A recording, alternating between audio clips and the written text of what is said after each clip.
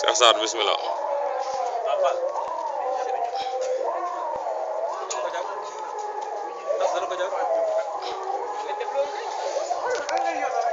asalaamaaleykum mbokki talibé yi ñu ngi jàkkaarloo Cheikh Abdou Sarr bokk ci comité d'organisation Thiant 2015 bi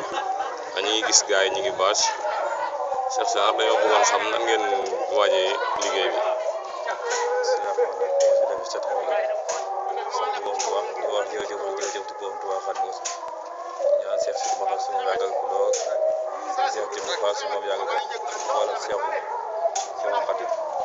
maanaam comme ni nga gisee mboktaay bi defee rek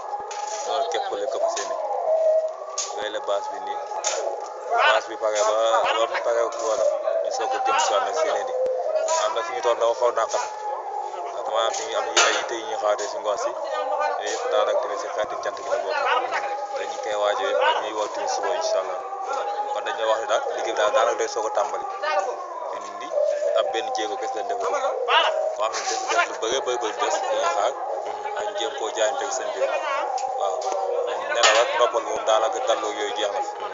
bu paree daal ba lépp soogay pare mbir na ñu soogay nag waaw mu daal ñu ngi sant sëñ bi daal baax a baax. jaajëf ban ko tàmbalee bis day wax maa ngi ko seen ko yëgal si àll. ak sa ñu ngi lay jaajëfal bu baax.